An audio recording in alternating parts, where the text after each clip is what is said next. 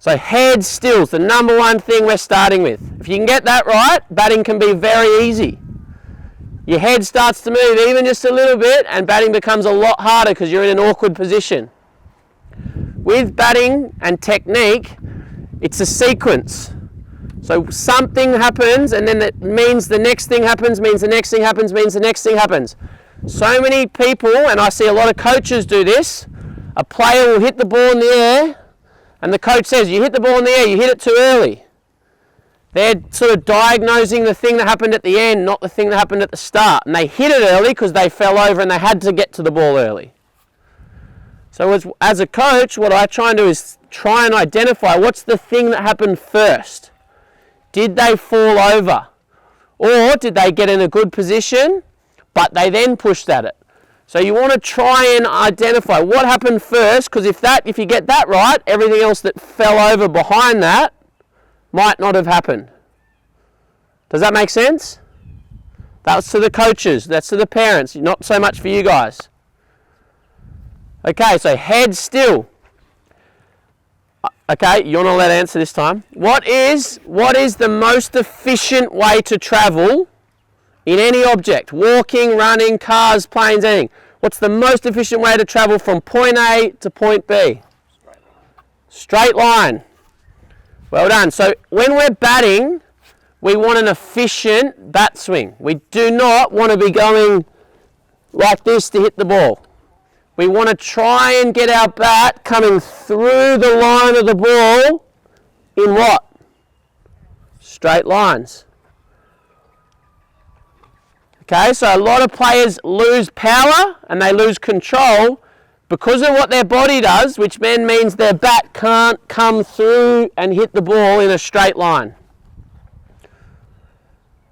Any questions about that? Does that make sense?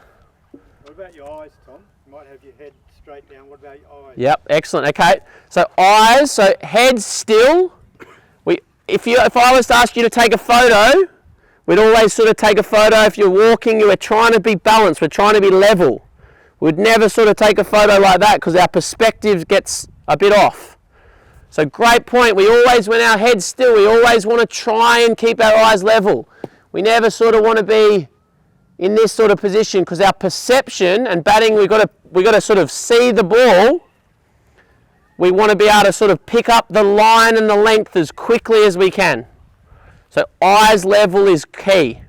And I see a lot of players who sort of set up like this and they're already setting up, they're not quite balanced.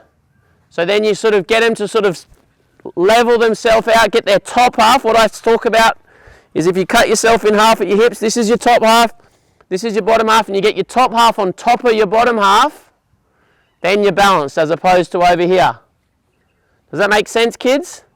So we want to be nice and still, eyes level, and our top half on top of our lower half.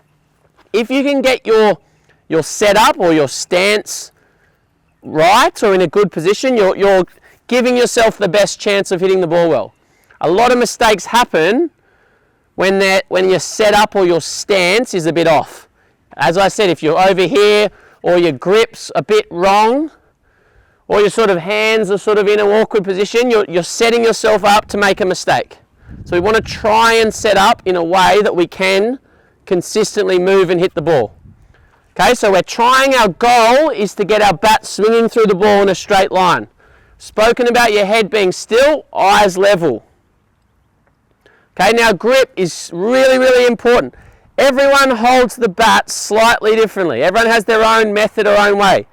But what we want to try and do, as I said, is be able to get the bat swinging through the ball in a straight line. So how you do that as an individual, you can find your own way. The general rule, which you've all probably been taught when you first pick up a bat, you imagine you've got the letter V.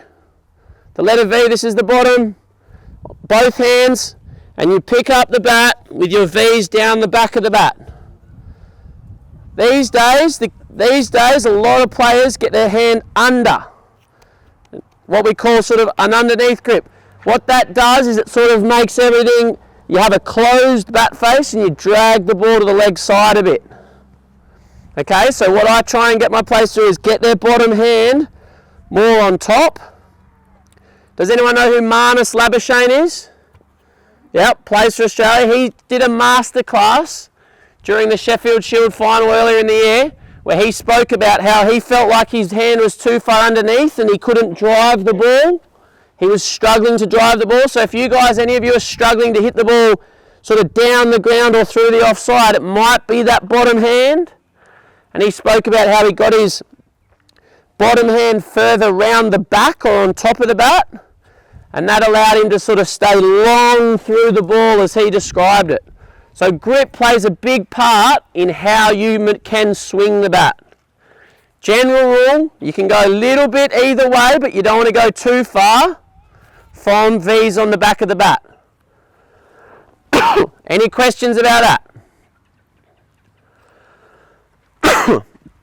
In junior cricket, any cricket of any level really, but most of us, and there are exceptions to this rule, most of us are bottom hand dominant. So I'm a right-hander, I write with my right hand, I throw and bowl and do everything with my right side. I play tennis with my right side, swing a golf club like this.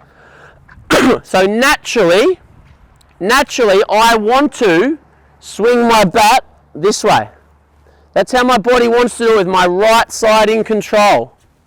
If we do it like that, it might, every now and again, we might be able to smoke it for 6, but because we're not working in straight lines and we're swinging what we call across the line, the risk of getting out goes up. So what we've got to try and do as batters is very unnatural. We want to try and use our top side. For me, as a right-hander, it's my left side. For you left-handed batters, it's actually your right side. We want to try and learn to use our top side when we're playing a straight bat shot as much as we possibly can. So many youngsters your age and a bit older struggle because they don't have enough strength in their top arm. And it just becomes a game of getting stronger, and the stronger you get, the better you'll be able to control that vertical bat swing.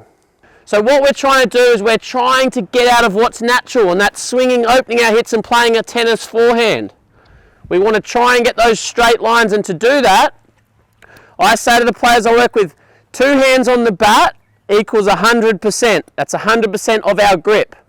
We want to be like 80% or 75, 80, 85% top hand, and sort of 15, 20, 25% bottom hand. They work together, but it's our top arm, our left arm for right-handers and our right arm for left-handers, that we want to dominate the swing, because that's what will keep it in a straight line through the ball. When we dominate too much with our bottom hand, which is very natural, and I bet if I watched all of you youngsters bat, 75% or more would be hitting the ball with your bottom hand trying to do all the work, your bottom arm trying to do all the work, when we're trying to get our bat swinging more with our top arm. A really simple drill, and I'll get it. Has everyone got bats with them? No, yeah. Most people? Okay, if you've got a bat, I want you to do this in a second. I want you to find a bit of space, and all we're going to do is hold the bat. We're not allowed to hold it right at the bottom, somewhere in the middle of the handle. You're going to just try and bounce the ball up and down with your top hand only. Okay?